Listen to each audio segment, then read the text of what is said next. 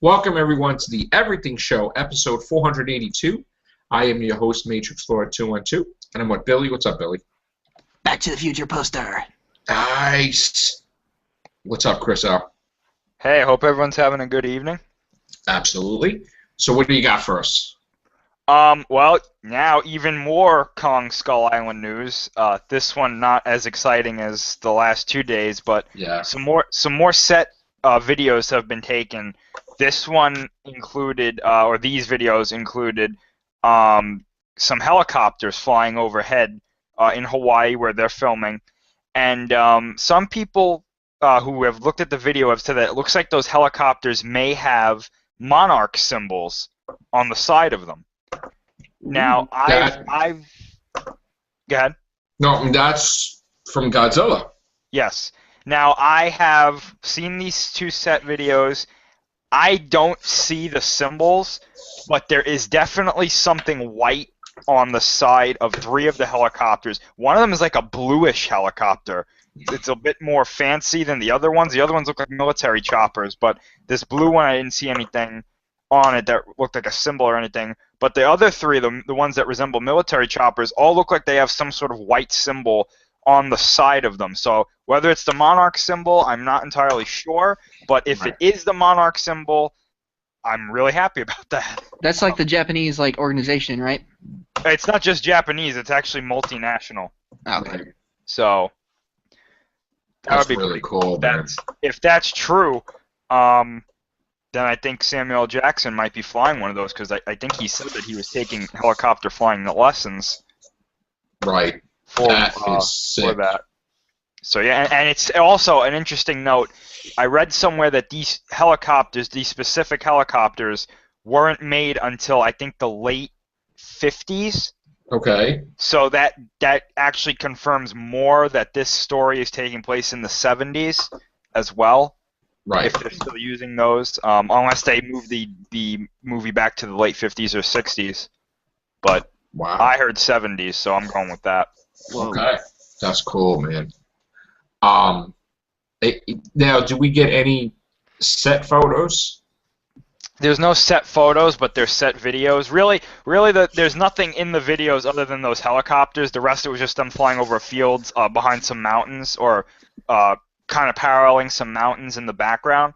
Okay. It looked really cool. I don't really know if there's anything worthwhile in them other than those helicopters. I didn't really see anything, but who knows? I just can't. Now, what is the release date for this? 2017? 2017, yeah. Still far away. Yeah. Not super far.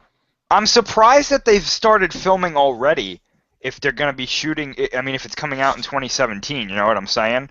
Yeah, that's weird. Because you would think that they would probably finish filming sometime next year. And then they're going to do special effects. Yeah. So I don't know. I don't know what they're planning. I don't know why they're filming now. I would think that if they're filming now, it would come out late next year, unless they don't want it to come out late next year and they're specifically waiting to have it come out in 2017. What's up, Scott? Hey. I heard you for a second. Oh, no, maybe I didn't hear you. Yeah? Oh, that was Daniel. Hi, Daniel. Hi. Scott, you there? We can't hear you again. People have been having trouble for some reason. There's some weird microphone issues here. Maybe on the top. He left. Okay. He's probably going to come back in. There was an interesting article about Alien, which, I don't know if you saw it, Chris. Yeah, I heard that the writer for Skyfall and Spectre might be doing it now. Yeah, but what's really interesting is that Ridley Scott basically is kicked out purposely, I guess. Neil Bottenkamp or whatever. Right. Like, flat out. Like, get out. I'm having my people do it. I'm taking control of this franchise. Thanks. You know, which is really... I think that's kind of messed up because he made this whole campaign to do another Alien, and get Sigourney Weaver on board, and it was really exciting. And then it's like, all right, thanks for building up the hype. Goodbye. I don't know if I like that. What do you think? Personally, I'm okay with that. Yeah. Because I'm not really a big Neil Blomkamp fan, to tell you the truth, and Didn't he have a cool concept or a cool story? They yeah, can't yeah, use he had that. a cool concept. Like, he had concept pictures. I don't know if there was a story, but to tell you the truth, I feel better with Ridley Scott doing it because I liked Prometheus. Right. And because there was another article today that we can go into later, but I just think that he's more reliable when it comes to possibly making a better movie than Neil Blomkamp. Not to say that Neil isn't a good director. But does that mean that Alien 5 is dead? No. No, they're still going to do it It's with probably Ripley? just being done in Ridley Scott's vision now. With Ripley or not with Ripley? I don't know. We'll have to wait and see.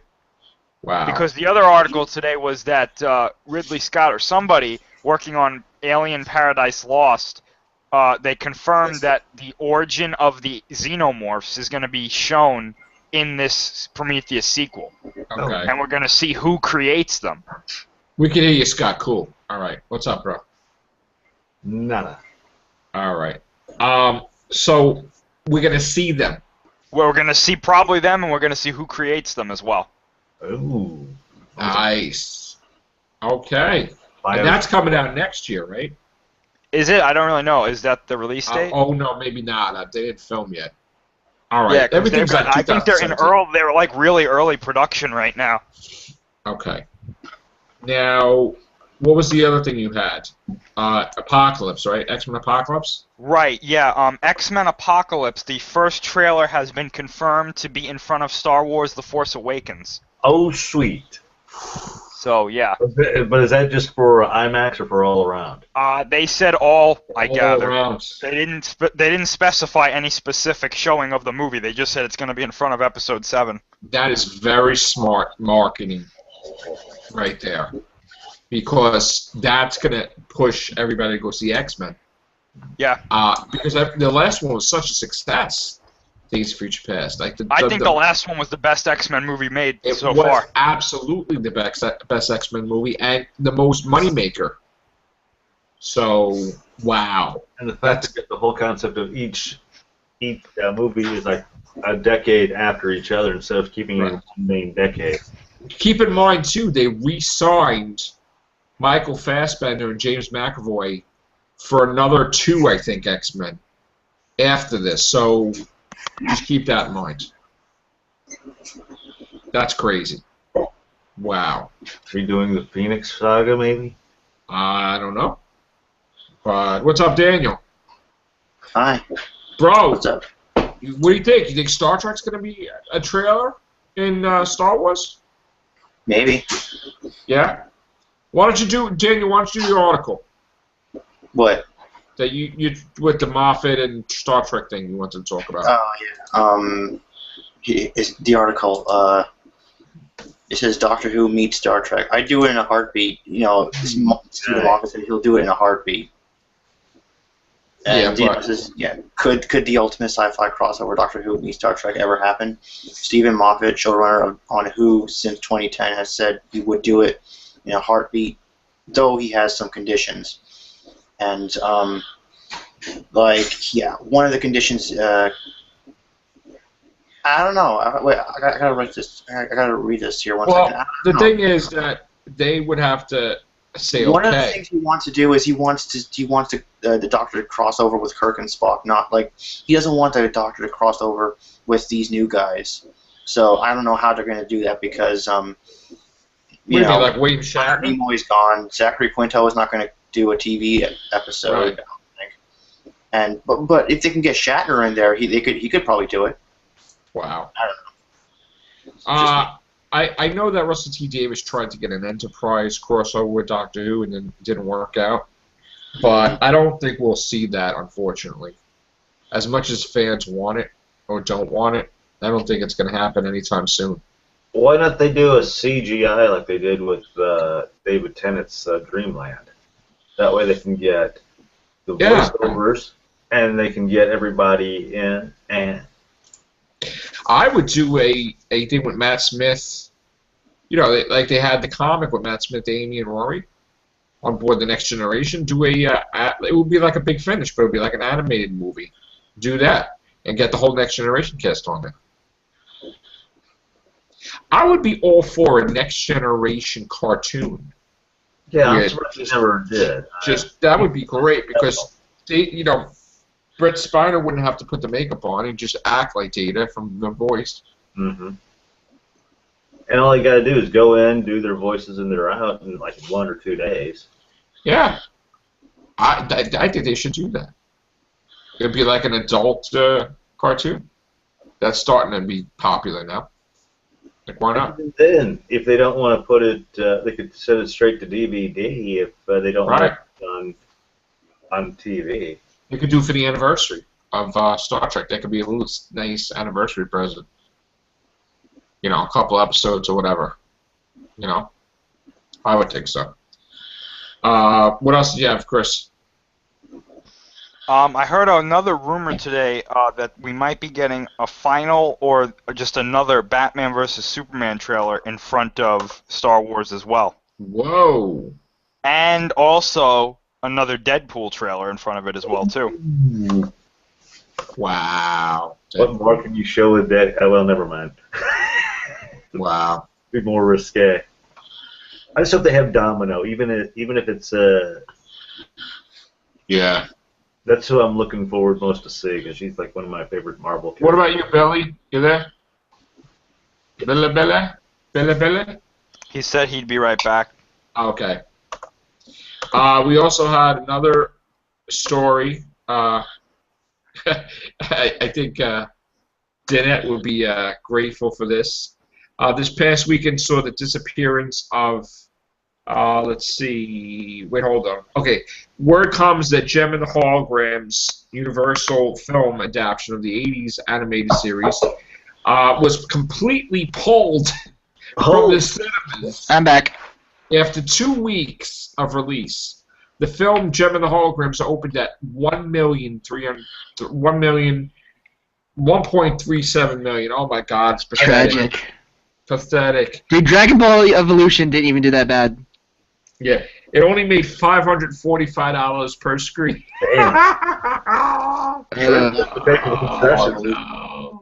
$545. It was budgeted at $5 million. That is truly outrageous. Truly outrageous. You know, this is a funny story, but there was actually a pretty serious thing that I saw someone write that I think should be discussed. I mean, maybe not by us because we're professionals, but I think it's worth mentioning. Well, it's related to this? Yes. Okay, go ahead. There's a comic book artist that I follow on Facebook who does a lot of really great work, and I'm a big fan of his stuff. And he is a big movie fan as well. And he said that Hollywood should take a lesson from this, but the lesson is not that female characters can't be strong leads in a movie, but that just this movie was bad. And not to look at this like, oh, it was an all-female cast. Correct. It's going to suck. We'll never do that again. But that just this movie itself was bad. Right. I'm afraid that a lot of producers are going to look at this the other way, though, and say, it was an all-female cast, so we're never going to do that again. Correct. They'll jump the gun, and you won't see Expendables, or you won't see any. They says it's an embarrassment, more of an embarrassment than a serious failure. It's unprecedented how badly it flopped. I guess it's like one of those records for how bad it flopped. I mean, that's just, it's going to be always remembered as being crap. That's bad. Yeah, certainly wasn't a gym. No. Bum. Yeah. The corn continues on the next cast. No. Yeah, that was pathetic. And it's sad because they set it up for a sequel too. Oh God. I don't see that happening anytime soon. Maybe it can cross over with the Fantastic Four. Maybe Johnny Storm could put like this, get Synergy and the star and the thing, and hey, female. The Misfits. Yeah. Gem and the Fantastic Four. Right. Jim's gonna take Sue Storm's spot with a bad haircut. God. It just gets worse and worse, some of this stuff, I guess. All right, is that it? Do we have anything else? Anything at all? January, you have anything? Nope. Be the Misfits and Doctor Doom. Yeah. I just can't believe how... Oh, let's go to box office. I'm sorry. Let's do that. Let's see what's doing what. That Ant-Man box office, dude. Well, that's done. I mean, that's... But Spectre has 302 million in so far worldwide. Yeah. If you want me to look at the final Ant-Man numbers, I'll look at that. Ant-Man, it finished out at 517 million. Wow. It friggin', like, basically annihilated the first Captain America, like, bad. I tell you, that movie was magic, that way he kept making money. Which actually proves the whole adage, if you just make a good movie and let the fans make it a great one, things will work out. Now, do you imagine if Batman vs. Superman doesn't make 517 million? Then we got bragging rights. Ooh. Then we got... Yeah, that would be a slap in the face. Right. Especially with what Zack Snyder said about Ant-Man. Yeah, I talk crap. Yeah. Yeah. And I am sure that the DVD sales are going to be phenomenal, and Blu-ray.